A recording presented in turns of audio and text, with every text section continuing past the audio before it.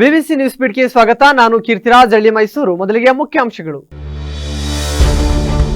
ಸಕಲೇಶಪುರದಲ್ಲಿ ಅಕ್ರಮ ಮರಳು ಅಡ್ಡೆಗೆ ತಹಶೀಲ್ದಾರ್ ಲಗ್ಗೆ 7 ಟಿಪ್ಪರ್ ಮರಳು ಜಪ್ತಿ, ಅಧಿಕಾರಿಗಳಿಂದ ಮಿಂಚಿನ ಕಾರ್ಯಾಚರಣೆ. ಅಪಘಾತ ಪರಿಹಾರ ನೀಡಲು ಹಿಂದೇಟು, ಸರ್ಕಾರಿ ಬಸ್ಗಳು ಸೀಜ್, ಚನ್ನರಾಯಪಟ್ಟಣದಲ್ಲಿ ಘಟನೆ. ಬೆಳ್ಳಂಬೆಳಗ್ಗೆ ಭೀಕರ ಸರಣಿ ಅಪಘಾತ, 7 ಜನ ಸ್ಥಳದಲ್ಲೇ ದುರ್ಮರಣ, ಹೊಸಕೋಟೆ ತಾಲೂಕಿನ ಎಂ ಸತ್ಯವರ ಗ್ರಾಮದಲ್ಲಿ ಘಟನೆ.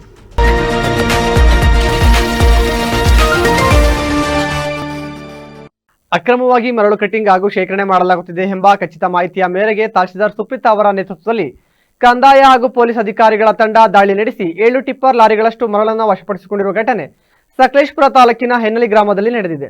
ತಾಲೂಕಿನ ವಿವಿಧೆಡೆ ಅಕ್ರಮ ಮರಳು ಗಣಿಗಾರಿಕೆ ನಡೆಯುತ್ತಿದೆ ಎಂಬ ಸಾರ್ವಜನಿಕ ದೂರುಗಳ ಹಿನ್ನೆಲೆಯಲ್ಲಿ ಅಧಿಕಾರಿಗಳು ಕಾರ್ಯಾಚರಣೆ ನಡೆಸಿದ್ದು, ಸ್ಥಳದಲ್ಲಿ ಅಕ್ರಮವಾಗಿ ಕಟಿಂಗ್ ಮಾಡಿದ್ದ ಮರಳನ್ನು ವಶಕ್ಕೆ ಪಡೆದು ತಾಲೂಕು ಕಚೇರಿ ಸಮೀಪಕ್ಕೆ ತರಿಸಿ ಸುರಿಯಲಾಗಿದೆ. ಈ ಸಂದರ್ಭದಲ್ಲಿ ತಹಸೀಲ್ದಾರ್ ಸುಪ್ರೀತಾ ಮಾತನಾಡಿ, ಸರ್ಕಾರದ ಅನುಮತಿ ಇಲ್ಲದೆ ಮರಳು ಕಟಿಂಗ್ ಹಾಗೂ ಶೇಖರಣೆ ಮಾಡುವುದು ಕಾನೂನು ಬಾಹಿರವಾಗಿದ್ದು, ಇಂತಹ ಚಟುವಟಿಕೆಗಳಲ್ಲಿ ತೊಡಗಿರುವವರ ವಿರುದ್ಧ ಕಠಿಣ ಕ್ರಮ ಕೈಗೊಳ್ಳಲಾಗುವುದು ಎಂದರು. ಅಲ್ಲದೆ ಅಕ್ರಮವಾಗಿ ಪಡೆದುಕೊಂಡ ಮರಳನ್ನು ಬಳಸಿ ಕಟ್ಟಡ ಕಾಮಗಾರಿ ನಡೆಸುತ್ತಿರುವುದು ಕಂಡುಬಂದರೆ ಸಂಬಂಧಿಸಿದ ಕಟ್ಟಡ ಮಾಲೀಕರ ಮೇಲೆಯೂ ಕಾನೂನು ಕ್ರಮ ಜರುಗಿಸಲಾಗುವುದು ಎಂದು ಎಚ್ಚರಿಸಿದರು. ಕಾರ್ಯಾಚರಣೆಯಲ್ಲಿ ನಗರ ಪೊಲೀಸ್ ಇನ್ಸ್ಪೆಕ್ಟರ್ ವನರಾಜು, ಕಂದಾಯ ಅಧಿಕಾರಿ, ಕಂದಾಯ ನಿರೀಕ್ಷಕ ದಾನ್ ಪ್ರಕಾಶ್ ಹಾಗೂ ಗ್ರಾಮಾಧಿಕಾರಿ ಶಿಲ್ಪಾ ಸೇರಿದಂತೆ ಸಿಬ್ಬಂದಿ ಪಾಲ್ಗೊಂಡಿದ್ದರು.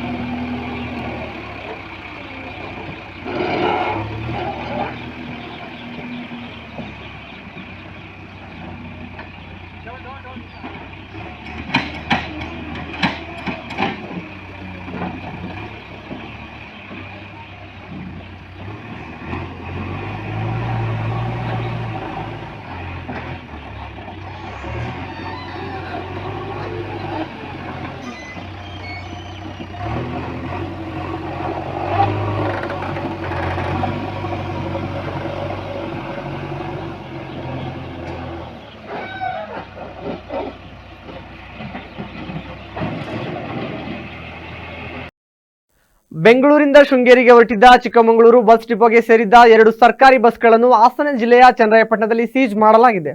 ಅಪಘಾತದ ಪರಿಹಾರದ ಹಣ ಕ್ಲೈಮ್ ಆಗದಿದ್ದಕ್ಕೆ ಕೋರ್ಟ್ ಆದೇಶದ ಹಿನ್ನೆಲೆ ವಕೀಲರ ತಂಡ ಬಸ್ಸನ್ನು ಸೀಜ್ ಮಾಡಿದ್ದು, ಬಸ್ಸನ್ನು ಚನ್ನರಾಯಪಟ್ಟಣ ಕೋರ್ಟ್ ಆವರಣಕ್ಕೆ ತಂದು ನಿಲ್ಲಿಸುವಂತೆ ವಕೀಲರು ಸೂಚನೆ ನೀಡಿದ್ದಾರೆ. ಈ ವೇಳೆ ಬಸ್ನಲ್ಲಿದ್ದ ಪ್ರಯಾಣಿಕರನ್ನು ನಡುರಸ್ತೆಯಲ್ಲಿ ಇಳಿಸಿದ್ದಕ್ಕೆ ಜನ ಆಕ್ರೋಶ ಹೊರಹಾಕಿದ್ದಾರೆ. ಬೆಂಗಳೂರಿನಿಂದ ಚಿಕ್ಕಮಗಳೂರಿಗೆ ಬರುವಾಗ ಮಾರ್ಗ ಮಧ್ಯೆ ಬಸ್ ಸೀಜ್ ಮಾಡಲಾಗಿದೆ. ಕೋರ್ಟ್ಗೆ ನಾವು ಕೇಸ್ ಹಾಕಿದ್ವಿ, ನಾವು ಪರಿಹಾರ ಕೇಳಿ. ನಮ್ಮ ವಕೀಲರು ದರ್ಶನ್ ಪಟೇಲ್ ಅಂತ ಹೇಳಿ ಅವ್ರ ಮುಖಾಂತರ ನಾವು ಕೋರ್ಟ್ಗೆ ಬಂದ್ವಿ. ಅದಾದಮೇಲೆ ಕೋರ್ಟ್ಗೆ 6 ತಿಂಗಳಲ್ಲಿ ನಮ್ಮ ವಕೀಲ ಸಾಹೇಬರು ನಮಗೆ ಗೆದ್ದು ಕೊಟ್ಟರು. ಆರ್ಡ್ರ್ ಆಯಿತು. ನಮಗೆ ರವಿಕಿರಣ 19 ಲಕ್ಷಕ್ಕೆ ಆರ್ಡ್ರ್ ಆಯಿತು. ರೇಣುಕಪ್ಪ ಅವ್ರಿಗೆ 13 ಲಕ್ಷಕ್ಕೆ ಆರ್ಡ್ರ್ ಆಯಿತು. ಆರ್ಡ್ರ್ ಆದರೂ ಕೂಡ 6 ತಿಂಗಳಾಯಿತು, 1 ವರ್ಷ ಕೊಡ್ತೀವಿ ಅಂತಂದರು, 3 ತಿಂಗಳು ಬಿಟ್ಟು ಕೊಡ್ತೀವಿ ಅಂತಂದರು. ಅದಾದಮೇಲೂ ಕೂಡ ಅವರು ಚಿಕ್ಕಮಗಳೂರು ಡಿಪೋದವರು ಹಣನ ಕೊಡಲೇ ಇಲ್ಲ ನಮಗೆ. ಸಾಕಷ್ಟು ಬಾರಿ ನಮ್ಮ ದರ್ಶನ್ ಪಟೇಲ್ ವಕೀಲರವರು ನೋಟಿಸ್ ಕಳಿಸಿದ್ರು ಅವ್ರಿಗೆ. ಆದರೂ ಕೂಡ ಅವರು ತಲೆಕೆಡಿಸ್ಕೊಳ್ಳಿಲ್ಲ. ನಾವು ಮತ್ತೆ ಬೇಡ್ಕೊಂಡು ವಕೀಲ ಸಾಹೇಬ್ರನ್ನ ಏನಾದರೂ ಮಾಡಿ ನಮಗೆ ಪರಿಹಾರನ ಒದಗಿಸ್ಕೊಡಿ ಅಂತ.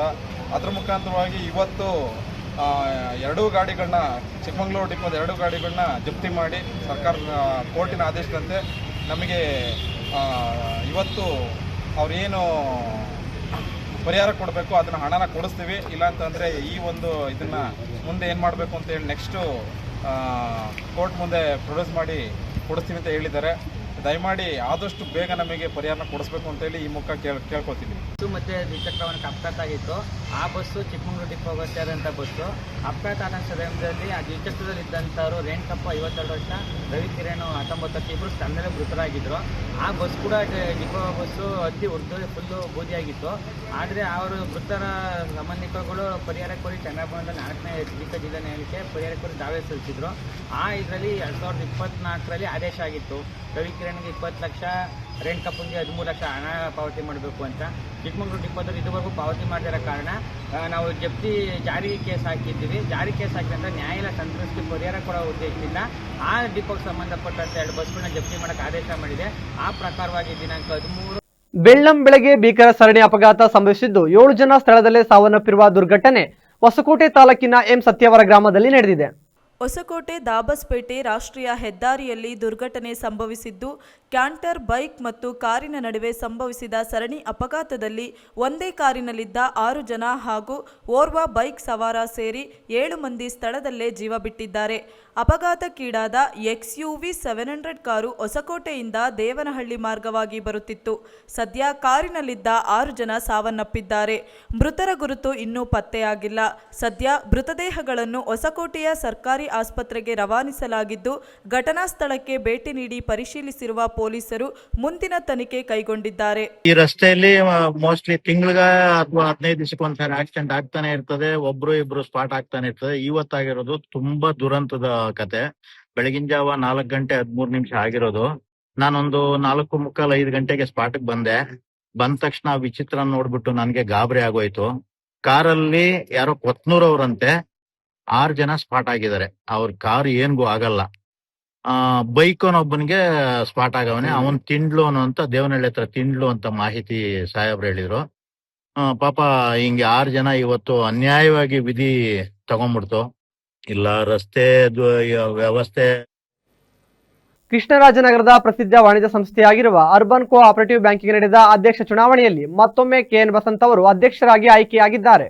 ದಿವಂಗತ ಮಾಜಿ ಸಚಿವ ಎಸ್ ನಂಜಪ್ಪರವರು ಸ್ಥಾಪಿಸಿದ ಬ್ಯಾಂಕ್ ಇದಾಗಿದ್ದು, ಸ್ಥಳೀಯ ಮಟ್ಟದಲ್ಲಿ ಜನರಿಗೆ ಉತ್ತಮ ಸೇವೆ ಸಲ್ಲಿಸಿ ಮನೆಮಾತಾಗಿದೆ. ಈ ಸಂದರ್ಭದಲ್ಲಿ ಇಂದು ನಡೆದ ವಾರ್ಷಿಕ ಸರ್ವ ಸದಸ್ಯರ ಸಭೆಯಲ್ಲಿ ಎಲ್ಲ ನಿರ್ದೇಶಕರು ಅವಿರೋಧವಾಗಿ ಅಧ್ಯಕ್ಷರಾಗಿ KN ಬಸಂತ್ ರವರನ್ನು ಮತ್ತು ಉಪಾಧ್ಯಕ್ಷರಾಗಿ ಮಹದೇವ ನಾಯಕರವರನ್ನು ಆಯ್ಕೆ ಮಾಡಿದರು. ಈ ಸಂದರ್ಭದಲ್ಲಿ KN ಬಸಂತ್ ಮಾತನಾಡಿ, ಬ್ಯಾಂಕಿನ ಷೇರುದಾರರಿಗೆ ಹಾಗೂ ಸಣ್ಣ ವ್ಯಾಪಾರಸ್ಥರು, ಉದ್ಯಮಿಗಳು, ಕೈಗಾರಿಕೆಗಳಿಗೆ ಬ್ಯಾಂಕಿನಿಂದ ಕೈಗೆಟಕುವ ಬಡ್ಡಿ ದರದಲ್ಲಿ ಸಾಲವನ್ನು ಸಹ ನೀಡಲಾಗುವುದು ಮತ್ತು ಹೊಸ ATMಗಳು, Google Pay, PhonePe, internet banking ಸೌಲಭ್ಯ ಹಾಗೂ ಇನ್ನು ಹಲವಾರು ಸೌಲಭ್ಯಗಳನ್ನು ಒದಗಿಸುವುದು ಮತ್ತು ನಮ್ಮ ಬ್ಯಾಂಕಿನ ಶಾಖೆಗಳನ್ನು ಜಿಲ್ಲೆಯಾದ್ಯಂತ ವಿಸ್ತರಿಸುವುದು ನಮ್ಮ ಗುರಿಯಾಗಿದೆ ಎಂದರು.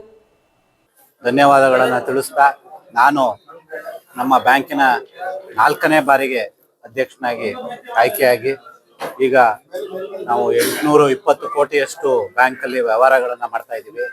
ನಮ್ಮ ಠೇವಣಿಯನ್ನು 500 ಕೋಟಿಗೆ ಏರಿಸುವಂಥದ್ದು ಮತ್ತು ವ್ಯವಹಾರವನ್ನು 1000 ಕೋಟಿಗೆ ಏರಿಸಬೇಕು ಮತ್ತು ನಮ್ಮ ಏನು NPA ಸಾಲ ವಸೂಲಾತಿ 0%ಗೆ ತರುವಂಥ ನಿಟ್ಟಲ್ಲಿ ಕೆಲಸ ಮಾಡ್ತೀವಿ ಮತ್ತು ಇನ್ನಷ್ಟು ಶಾಖೆಗಳನ್ನು ತೆರೆಯುವಂಥದ್ದು, ಸಣ್ಣ ಉದ್ಯಮಿಗಳು, ಸಣ್ಣ ವ್ಯಾಪಾರಸ್ಥರು ಇಂಥವ್ರಿಗೆ ಹೆಚ್ಚಿನ ಪ್ರೋತ್ಸಾಹನ ಕೊಡುವಂಥದ್ದು, ಸಾಲ ಸೌಲಭ್ಯಗಳನ್ನು ಕೊಡುವಂಥ ನಿಟ್ಟಲ್ಲಿ ನಾವು ಕಾರ್ಯಕ್ರಮಗಳನ್ನು ಮಾಡ್ತೀವಿ ಅಂತ ಹೇಳ್ತಾ ಎಲ್ಲರಿಗೂ ನಾನು ಮತ್ತೊಮ್ಮೆ ಕೃತಜ್ಞತೆಯನ್ನು ಸಲ್ಲಿಸ್ತಾ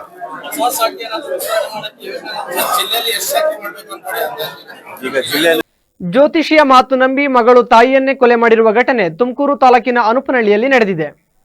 ಪುಷ್ಪಲತಾ ಮೃತ ದುರ್ದೈವಿಯಾಗಿದ್ದು 35 ವರ್ಷದ ಸುಚಿತ್ರಾ ಕೊಲೆಗೈದ ಮಗಳಾಗಿದ್ದಾಳೆ. ತಾಯಿ ಪುಷ್ಪಲತಾ ಹೆಸರಲ್ಲಿ ಒಂದು ಮನೆ ಹಾಗೂ ಬ್ಯಾಂಕ್ ಖಾತೆಯಲ್ಲಿ 40 ಲಕ್ಷ ರೂಪಾಯಿ ಇತ್ತು. ಇದನ್ನು ಲಪಟಾಯಿಸಲು ಕೊಲೆ ಮಾಡಿದ್ದಾಳೆ ಎನ್ನಲಾಗಿದೆ. ಆರೋಪಿ ಸುಚಿತ್ರಾ ತುಮಕೂರು ನಗರದ ಶ್ರೀನಗರದಲ್ಲಿ ತನ್ನ ಗಂಡನೊಂದಿಗೆ ವಾಸವಿದ್ದಳು. ಸುಮಾರು 1.5 ವರ್ಷಗಳ ಹಿಂದೆ ಸುಚಿತ್ರಾಳ ತಂದೆ ನಿಧನರಾಗಿದ್ದರು. ಈ ಸಾವಿಗೆ ತಾಯಿ ಪುಷ್ಪವತಿ ಕಾರಣ ಎನ್ನುವ ಶಂಕೆಯನ್ನು ಸುಚಿತ್ರಾಗೆ ಜ್ಯೋತಿಷಿ ಹೇಳಿದ್ದನು. ಆನ್ಲೈನ್ನಲ್ಲಿ ಜ್ಯೋತಿಷಿಯನ್ನು ಸಂಪರ್ಕಿಸಿದ್ದ ಸುಚಿತ್ರಾ, ತಂದೆ ಸಾವಿಗೆ ನಿಮ್ಮ ತಾಯಿ ಮಾಟ ಮಾಡಿಸಿದ್ದಾಳೆ ಎಂಬ ಜ್ಯೋತಿಷ್ಯದ ಮಾತುಗಳನ್ನು ನಂಬಿದ್ದಳು ಎನ್ನಲಾಗಿದೆ. ತಂದೆಯ ಸಾವಿಗೆ ತಾಯಿಯೇ ಕಾರಣ ಎಂದು ಜ್ಯೋತಿಷಿ ಹೇಳಿದ್ದ ಮಾತನ್ನು ನಂಬಿದ್ದ ಸುಚಿತ್ರಾ, ತಾಯಿ ಪುಷ್ಪವತಿ ಮನೆಯೊಳಗೆ ನಿದ್ರಿಸುತ್ತಿದ್ದ ವೇಳೆ ತಲೆದಿಂಬಿನಿಂದ ಉಸಿರುಗಟ್ಟಿಸಿ ಕೊಲೆ ಮಾಡಿದ್ದಾಳೆ. ತಾಯಿಯು ಮೃತಪಟ್ಟ ನಂತರ ಈ ಸಾವನ್ನು ಸಹಜ ಸಾವು ಎಂದು ಬಿಂಬಿಸಿ ಅಂತ್ಯಕ್ರಿಯೆ ನಡೆಸಲು ಮಗಳು ಸುಚಿತ್ರಾ ಮುಂದಾಗಿದ್ದಳು. ಆದರೆ ಮೃತ ದೇಹದ ಸ್ಥಿತಿ ಹಾಗೂ ಸಂದರ್ಭಗಳನ್ನು ಗಮನಿಸಿದ ಗ್ರಾಮಸ್ಥರು ಇದು ಸಹಜ ಸಾವು ಅಲ್ಲ, ಕೊಲೆ ಆಗಿರಬಹುದೆಂದು ಅನುಮಾನ ವ್ಯಕ್ತಪಡಿಸಿದ್ದರು. ಸದ್ಯ ಇದು ಸಹಜ ಸಾವಲ್ಲ, ಕೊಲೆ ಎಂದು ಗೊತ್ತಾಗಿದ್ದು ಘಟನೆಗೆ ಸಂಬಂಧಪಟ್ಟಂತೆ ಕ್ಯಾತಸಂದ್ರ ಪೊಲೀಸ್ ಠಾಣೆಯಲ್ಲಿ ಪ್ರಕರಣ ದಾಖಲಾಗಿದೆ. ಸುಚಿತ್ರಾ ಮತ್ತು ಆಕೆಯ ಪತಿಯನ್ನು ಪೊಲೀಸರು ಬಂಧಿಸಿ ವಿಚಾರಣೆ ಮುಂದುವರೆಸಿದ್ದಾರೆ. ಕೊಲೆ ಮಾಡಿದ್ದಾರೆ ಮಗಳು ಸುಚಿತ್ರಾ, ಅವ್ರ ಅಮ್ಮನ್ನ ಪುಷ್ಪಲತಾ. ನಮ್ಗೆ ಹೇಳಿದ್ದು ಹಾರ್ಟ್ ಅಟ್ಯಾಕ್ ಆಗೈತಿ ಅಂತ ಕರ್ಕೊಂಬಂದಾಗ ನಮ್ಮಲ್ಲಿ ಕರೆಂಟ್ ಇರಲಿಲ್ಲ. ಆಗ ನೋಡುವಾಗ ಏನು ಕಾಣಲಿಲ್ಲ. ಆಂಬುಲೆನ್ಸ್ನಾಗ ಇಳಿಸೋದಕ್ಕೆ ಮುಂಚೆನೆ ಪುಷ್ಪಮ್ಮನ ತಮ್ಮಗೆ ಫೋನ್ ಮಾಡಿದ್ದೆ ಅವ್ರ ಮನೆಯವ್ರಿಗೆ. ಸ್ವಾಮಿ ಅದ್ ಹೆಂಗ್ ಸಾಯ್ತಿರು ನಂಗೆ ಕಣ್ಣಾಗ ನೋಡಿದ್ರಿ. ಹೆಣ ತಗೊಂಬಂದು ಇಳಿಸ್ಕೊಂಡೆ ಬೆಳಗ್ಗೆ ಕಾನೂನಿಗೆ ಒಪ್ಪಿಸ್ದೆ. ಪೋಸ್ಟ್ ಮಾರ್ಟಮ್ ಆದ್ಮೇಲೆ ಕೊಟ್ರೆ ತಾಮನ್ ಉಣ್ಕೊಳ್ಳೋಣ ಬಿಡೋಣ. ಬೆಳಗಿನ ಜಾವ 5:15 ನನಗೆ ಗೊತ್ತಾಯ್ತು ವಿಷಯ. ಚಿಕ್ಕಮ್ಮ ಅವರು ತೀರೋಗಿದ್ದಾರೆ ಅಂತ ಅಂದರು. ಒಂದು ಪುಷ್ಪಲತಾ ಅಂತ ಅದನ್ನು ಅಂತ ಅಂದ್ರಂತೆ ಫಸ್ಟು. ಇವರು ಆಗ ಈಗ ಆಂಬುಲೆನ್ಸ್ ಫೋನ್ ಮಾಡಿ ತಡೆ ಹಾಸ್ಪಿಟ್ಲಿಗೆ ಕರ್ಕೊಂಡು ಹೋಗೋಣ ಅಂದ್ರೊಳಗೆ ಆಂಬುಲೆನ್ಸ್ನವ್ರು ಬಂದು ಅವರು ಹೇಳಿದ್ರಂತೆ ಜೀವ ಹೋಗಿದೆ ಅಂತ ಅವ್ರು ಹೇಳಿದ್ರಂತೆ. ಅವ್ರ ಪಕ್ಕನೇ ಹಾಕೋಣ ಅನ್ನೋ ಇದಕ್ಕೆ ಕಾರಣಕ್ಕೆ ತಗೊಂಬಂದಿದ್ದಾರೆ. ಸಹಜ ಸಾವು ಅಂತ ತಿಳ್ಕೊಂಡು ನಾವೆಲ್ಲ ವ್ಯವಸ್ಥೆ ಮಾಡ್ಕೊಂಡ್ಬಿಟ್ಟಿದ್ವಿ. ಸ್ವಲ್ಪ ಗಲಾಟೆ ಎಲ್ಲ ಆಗವಂತೆ 2-3 ದಿವಸದಿಂದ ಸ್ವಲ್ಪ ಕಿರಿಕಿಟಿ ಗಲಾಟೆ ಎಲ್ಲ ಆಗವಂತೆ. ವಿಶ್ವ ಪ್ರೇಮಿಗಳ ದಿನಾಚರಣೆಗೆ ನಂದಿ ಬೆಟ್ಟಕ್ಕೆ ಹೋಗಬೇಕೆಂದುಕೊಂಡವರಿಗೆ ಬೇಸರದ ಸಂಗತಿ. ಫೆಬ್ರವರಿ 14ರಂದು ನಂದಿ ಬೆಟ್ಟಕ್ಕೆ ನಿರ್ಬಂಧ ವಿಧಿಸಿ ಚಿಕ್ಕಬಳ್ಳಾಪುರ ಜಿಲ್ಲಾಡಳಿತ ಆದೇಶ ಹೊರಡಿಸಿದೆ. ಉಪ ಆಯುಕ್ತ ಜಿ ಪ್ರಭು ಮಾತನಾಡಿ, ಜನಪ್ರಿಯ ಪ್ರವಾಸಿ ತಾಣದಲ್ಲಿ ಶಾಂತಿ ಮತ್ತು ನೆಮ್ಮದಿಯನ್ನು ಕಾಪಾಡಿಕೊಳ್ಳಲು ಈ ನಿರ್ಧಾರವನ್ನು ತೆಗೆದುಕೊಳ್ಳಲಾಗಿದೆ. ಹಿಂದೆ ಪ್ರೇಮಿಗಳ ದಿನದಂದು ವರದಿಯಾದ ಆತ್ಮಹತ್ಯೆ ಪ್ರಕರಣ ಪರಿಗಣಿಸಿ ಮತ್ತು ಪೊಲೀಸ್ ವರಿಷ್ಠಾಧಿಕಾರಿ ಕುಶಾಲ್ ಚೌಕ್ಸೆ ಅವರ ವರದಿಯ ನಂತರ ನಾವು ಈ ನಿಷೇಧವನ್ನು ವಿಧಿಸಲು ನಿರ್ಧರಿಸಿದ್ದೇವೆ. ಹೊಸ ವರ್ಷದ ದಿನವನ್ನು ಹೊರತುಪಡಿಸಿ ನಂದಿ ಬೆಟ್ಟವು ವರ್ಷವಿಡೀ ತೆರೆದಿದ್ದರೂ ಪ್ರೇಮಿಗಳ ದಿನದಂದು ಅವ್ಯವಸ್ಥೆಯನ್ನು ತಪ್ಪಿಸಲು ಪ್ರವೇಶ ನಿಷೇಧ ಜಾರಿಗೊಳಿಸಲಾಗಿದೆ ಎಂದು ತಿಳಿಸಿದ್ದಾರೆ. ಕೊನೆಯಲ್ಲಿ ಮತ್ತೊಮ್ಮೆ ಮುಖ್ಯಾಂಶಗಳು. ಸಕಲೇಶಪುರದಲ್ಲಿ ಅಕ್ರಮ ಮರಳು ಅಡ್ಡೆಗೆ ತಹಶೀಲ್ದಾರ್ ಲಗ್ಗೆ 7 ಟಿಪ್ಪರ್ ಮರಳು ಜಪ್ತಿ, ಅಧಿಕಾರಿಗಳಿಂದ ಮಿಂಚಿನ ಕಾರ್ಯಾಚರಣೆ. ಅಪಘಾತ ಪರಿಹಾರ ನೀಡಲು ಹಿಂದೇಟು, ಸರ್ಕಾರಿ ಬಸ್ಗಳು ಸೀಜ್, ಚನ್ನರಾಯಪಟ್ಟಣದಲ್ಲಿ ಘಟನೆ. ಬೆಳ್ಳಂಬೆಳಗ್ಗೆ ಭೀಕರ ಸರಣಿ ಅಪಘಾತ, 7 ಜನ ಸ್ಥಳದಲ್ಲೇ ದುರ್ಮರಣ, ಹೊಸಕೋಟೆ ತಾಲೂಕಿನ ಎಂ ಸತ್ಯವರ ಗ್ರಾಮದಲ್ಲಿ ಘಟನೆ. ಜಿಲ್ಲೆಯ ನಿರಂತರ ಸುದ್ದಿಗಾಗಿ ನೋಡ್ತಾ ಇರಿ ವಿವಿಸಿ ಟಿವಿ, ಸತ್ಯದ ಕಡೆ ನಮ್ಮ ನಡೆ.